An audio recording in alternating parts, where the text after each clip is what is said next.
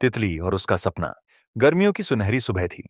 हरे भरे बाग में एक छोटी सी रंग बिरंगी तितली रहती थी। नाम था चंपी। चंपी को उड़ना पसंद था, लेकिन उसके मन में एक अजीब सा सपना था। वह चाहती थी कि वह भी खरगोश की तरह तेज दौड़ सके या गिलहरी की तरह पेड़ पर उछल सके। हर दिन जब वह खरगोश को जमीन पर फुर्ती से दौड़ते हुए देखती तो सोचती, काश मैं भी दौड़ सकती। और जब गिलहरी को उछलते हुए ऊंचे पेड़ों पर चढ़ते देखती तो मन ही मन बोलती, अगर मैं भी यूं कूद सकती तो कितना मजा आता। लेकिन तितली का शरीर तो उड़ने के लिए बना था, दौड़ने या कूदने के लिए नहीं। फिर भी चंपी के मन में एक अजीब बेचैनी थी। उसे लगता था कि वह अधूरी है, कि उसमें कोई कमी है। एक दिन चंपी ने तय किया कि वह दौड़ना और कूदना सीखेगी। वह खरगोश के पास गई और बोली, मुझे भी दौड़ना सिखाओ। खरगोश हंस पड़ा, तुम्हारे पंख हैं, तुम्हें दौड़ने की क्या जरूरत। चंपी जिद्दी थी। उसने कोशिश की, लेकिन जैसे ही उसने तेज दौड़ने की कोशिश की, उसके पंख हिलने लगे और वह उड़ गई। वह नीचे गिर गई, पर फिर भी हार नहीं मानी। इसके बाद वह गिलहरी के पास गई और बोली, मुझे ऊंचा कूदना सिखाओ। गिलहरी ने मुस्कुराते हुए कहा, तुम्हारे पंख हैं, तुम तो उड़ा ही सकती हो।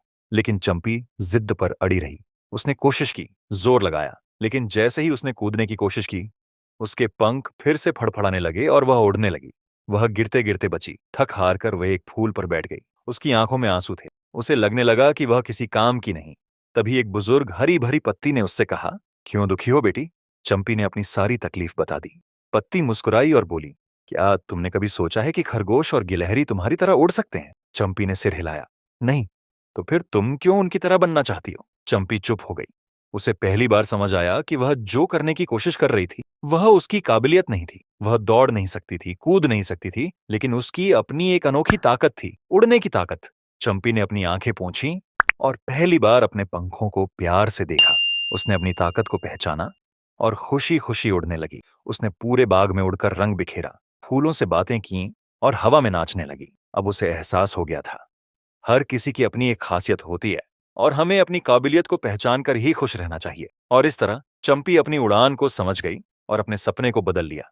अब उसका सपना था सबसे ऊंचा और सबसे सुंदर उड़ना।